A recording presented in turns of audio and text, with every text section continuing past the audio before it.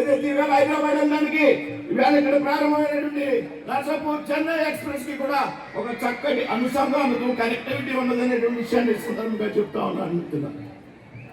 ఇక్కడ 2:50 బయలుదేరి విజయవాడ వెళ్తే 4:50 5:30 Vijayawada to Lingampalli intercity express ఉన్నది.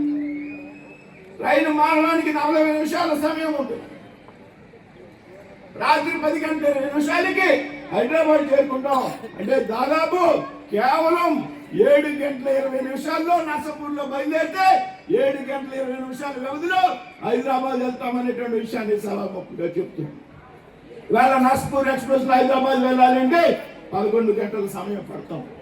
అదేవిధంగా మరొక ఆల్టర్నేటివ్ ఈ ఎక్స్ప్రెస్ ఎక్కడం ద్వారా ఒకవేళ ఇంటర్సిటీ ఎక్స్ప్రెస్ కనుక మనం అందుకోలేకపోతే 6:45 ఏదైతే వైజాగ్ నుండి సికింద్రాబాద్ వెళ్ళేటువంటి వందే భారత్ ఉన్నదో అది అక్కడ అందుబాటులో ఉంటుంది. రాత్రి 11 గంటలకి హైదరాబాద్ చేరుకునేటువంటి పరిస్థితి.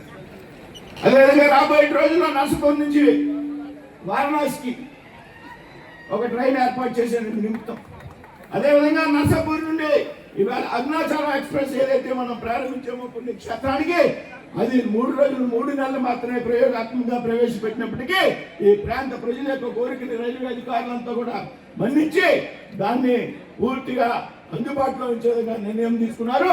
రాబోయేటువంటి రోజుల్లో ఇవాళ వారానికి ఒక్కసారి తీరేటువంటి ఆ ట్రైన్ ని దాని యొక్క ఫ్రీక్వెన్సీని కూడా పెంచే విధంగా మనం ప్రయత్నం చేస్తాం అనేటువంటి విషయాన్ని సందర్భంగా చెప్తాం. ఈ హౌరా ఎక్స్ప్రెస్, పూరి ఎక్స్ప్రెస్ అక్కడ హాల్ట్ పెట్టించాం. అనేక ప్రయత్నాలు చేస్తున్నాం. ఇవాళ తాడేపల్లి కూడా 4 అండర్ రైల్వే ఆర్యూబీలు నియమిస్తున్నాం. రాబోయే రోజుల్లో ఆర్యూబీలు 48 ప్రాంతాలను గుర్తించాం.